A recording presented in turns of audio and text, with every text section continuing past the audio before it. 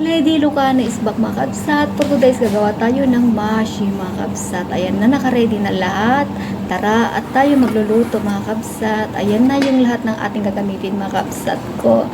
Nag-ready tayo ng ghee, yung mantika niya. Nagsip tayo ng rice, 1 cup lang. At minced meat. At nag-slice tayo ng tomato. Maliliit lang mga kabsat ha.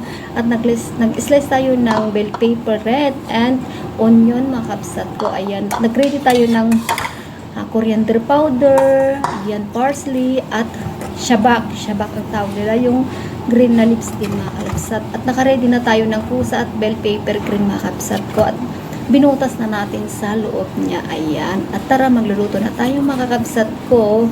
Ayan. At yung mga kanyang mga seasoning, turmeric powder, garlic powder, coriander powder, cumin powder mga kabsat ko. At cinnamon powder, ayan. At syempre hindi mawala ang black pepper at salt, ayan mga kabsat ko, at onion powder mga kabsat ko. Tara, magluluto na tayo mga kabsat ko.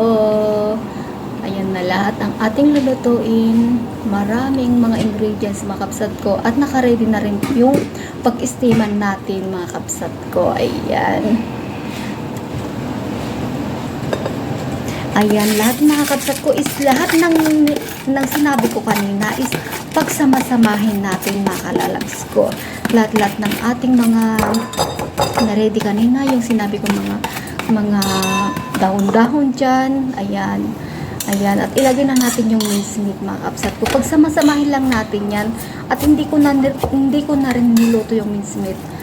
Minsan din niluluto ko mga kabsat ko, pero ang sabi ng amo ko is mas masarap daw pag hindi ko iluto mga kabsat ko. Ayan. At minix na natin sa rice, sa Egyptian rice mga kabsat ko. Ayan. At yung dahon ng coriander mga kabsat ko. Ayan. At shabak mga kabsat ko. Shabak ang tawag nila dyan. Pero mabango siya mga kabsat ko.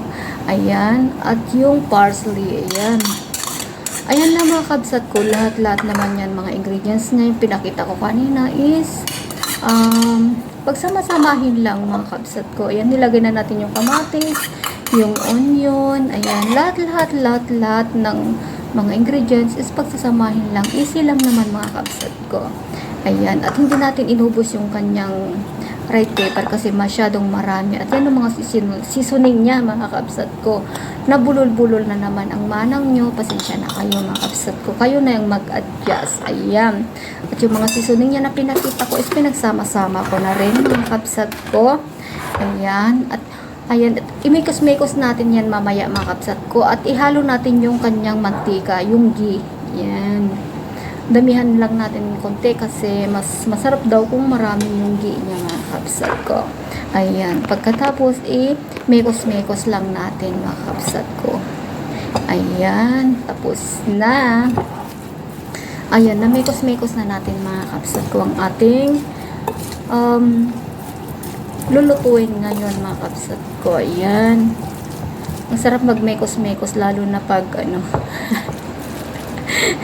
ayan, tapos ko na yung pagmekos-mekos ko mga kabsat ko, at ilagay na natin yung minekos-mekos kong mga pinagsama-sama kong rice, ganon. So, ilalagay na natin sa kanyang loob, ayan, sa loob niya yung mga pinagsama-sama natin, mga ricado mga kabsat ko. Yan. Ang ginamit kong rice mga kabsat ko is Egyptian rice ha. Yung rice na yan.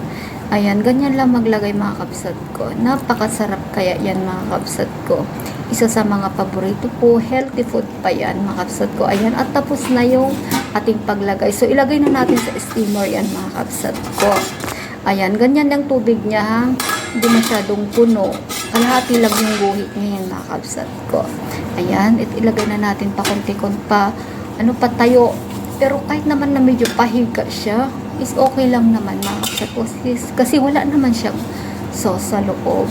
Ayan, ang magluluto lang naman yung steam niya. So, ayan, hanggang sa may lagay na natin lahat yan mga kabsat ko. Ay, patayo lang natin konti. Yan, hanggang sa kasya siya sa sa steamer, mga kabsat ko.